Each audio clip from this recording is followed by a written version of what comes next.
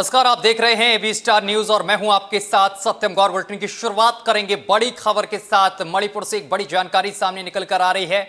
मणिपुर में 11 केंद्रों पर मतदान शुरू हो गया है। कड़ी सुरक्षा के बीच ये मतदान कराया जा रहा है और भारी तादाद में लोग इसमें हिस्सा ले रहे हैं। बड़ी जानकारी आप तक पहुंचा रहे हैं। बताते चले कि पूर्वोत्तर राज्य के आंतरिक मणिपुर संसदीय क्षेत्र के 11 मतदान केंद्रों पर 22 अप्रैल को मतदान शुरू हुआ है। मतदान के दौरान हुई हिंसा के बाद चुनाव आयोग ने 11 बूथों पर दोबारा वोटिंग का आदेश दिया था।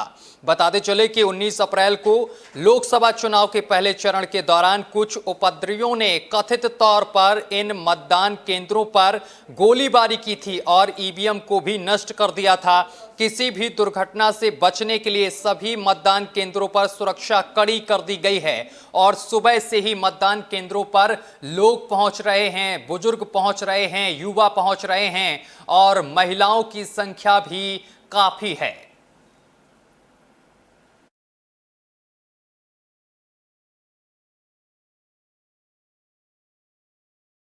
खबर जम्मू से सामने निकल कर आ रही है, जहां पर आपको बताते चले कि बड़ी कार्रवाई देखने को मिली है। आतंकी गतिविधियों में शामिल आरोपियों पर बड़ी कार्रवाई एनआईए ने की है।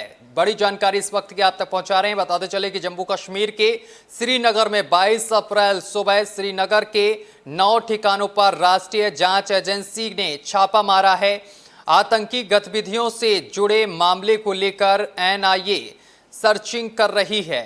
बताते चले कि एनआईए के साथ पुलिस और सीआरपीएफ की टीम भी मौजूद है। वहीं 10 फरवरी 2024 को भी एनआईए ने जम्मू कश्मीर में एक साथ कई जगहों पर छापेमार कार्रवाई की थी।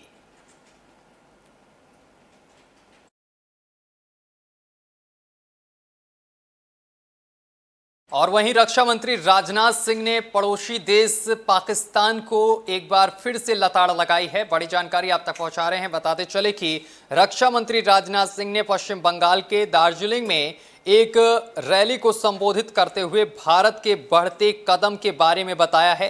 साथ ही रक्षा मंत्री राजनाथ सिंह ने कहा है कि भारत में हो रहे विकास को देखते हुए पाकिस्तान के कब्जे वाले कश्मीर के लोग खुद भारत के साथ रहने की मांग करेंगे। रक्षा मंत्री राजनाथ सिंह ने रविवार को पश्चिम बंगाल के दार्जिलिंग में एक जनसभा को संबोधित किया। सिंह ने आगे कहा कि भारत की ताकत बढ़ रही है, दुनिया भर में भारत की प्रतिष्ठा बढ़ रही है और हमारी अर्थव्यवस्था तेजी से आगे बढ़ रही है। अब पीओके में हमारे भाई बहन खुद भारत के साथ आने की मांग करेंगे। बहन भाइयों, पीओके हमारा था, पीओके हमारा है, पीओके हमारा रहेगा।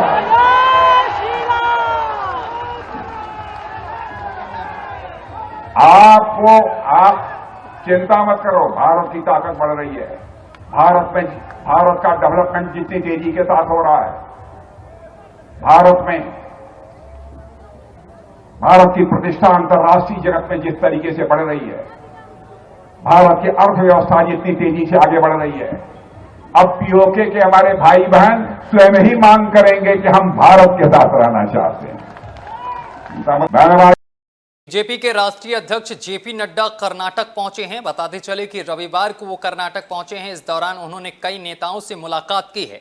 दरअसल आपको बताते चले कि भाजपा के राष्ट्रीय अध्यक्ष जेपी नड्डा ने रविवार को कर्नाटक के हुबली धारवाड़ में कांग्रेस कॉरपोरेटर निरंजन हिरेमथ से मुलाकात की है और उनकी बेटी नेहा की हत्या पर दुख जताया है। मुलाकात के बाद नड्डा ने कहा कि हम इस मामले में सीबीआई जांच की मांग करते हैं। नड्डा ने कहा कि अगर राज्य सरकार चाहे तो वो इस केस को सीबीआई को ट्रांसफर कर सकती है। भाजपा इसमें साथ देगी ताकि नेहा को न्याय मिले, इंसानियत को न्याय मिले और ऐसे मामले फिर ना हो। यहां तक कि नेहा के पिता ने भी सीबीआई जांच की मांग की है क्योंकि उन्हें राज्य की पुलिस पर भरोसा नहीं है। आज मैं यहाँ इस घटना के पश्चात शोक संतप्त परिवार को सांत्वना देने के लिए और उनके साथ इस दुख घड़ी में शामिल होने के लिए आया था। जो मैंने घटना का क्रम सुना है शोक संतप्त परिवार के पिताजी के द्वारा और जो माताजी ने जिस तरीके से घटना का वर्णन किया है,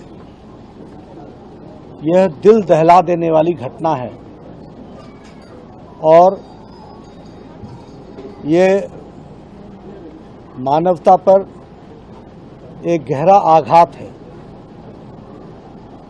भारतीय जनता पार्टी समस्त परिवार इस घटना की घोर निंदा करता है और शोक संतप्त परिवार को सांत्वना भी देता है कि वो इस दुख भरी घड़ी में सारा देश उनके साथ खड़ा है और उनको न्याय मिलेगा, इसके लिए भारतीय जनता पार्टी प्रयासरत रहेगी।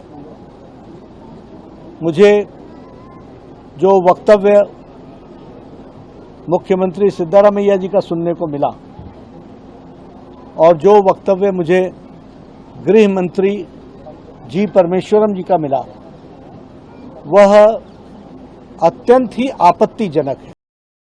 पर तमिलनाडु से है, जहां पर चिरथाई उत्सव मनाया गया है, जिसमें भारी संख्या में भक्तों ने हिस्सा लिया है। दरअसल आपको बताते चले कि तमिलनाडु के विश्व प्रसिद्ध मुदैरे के मीनाक्षी अमन कोविल चिथराई उत्सव में हजारों की तादाद में भक्त पहुंचे हैं, जहां उन्होंने मीनाक्षी रथ को खींचा है। इस परंपरा में हर साल हजारों की तादाद में भक्त शामिल होते हैं। इस रथ को खींचने के लिए और इसको छूने के लिए दूर दराज से लोग यहां पर पहुंचते हैं। आपको बताते चले कि इस पूरे कार्यक्रम में देश दुनिया से भक्त पहुंचते हैं और इस कार्यक्रम में शिरकत करते हैं। आज इस उत्सव का 11वां दिन है।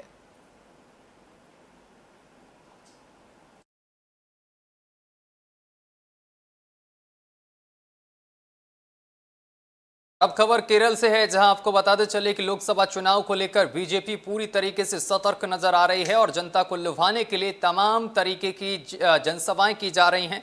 बताते चले कि इसी कड़ी में जहां केंद्रीय मंत्री और तिरुवनंतपुरम लोकसभा क्षेत्र से भाजपा उम्मीदवार राजीव चंद्रशेखर ने एक जनसभा को संबोधित करते हुए कहा है कि 20 से 25 साल बाद पहली बार तिरुवनंतपुरम अपने विकास और अपनी समृद्धि का सपना देख रहा है।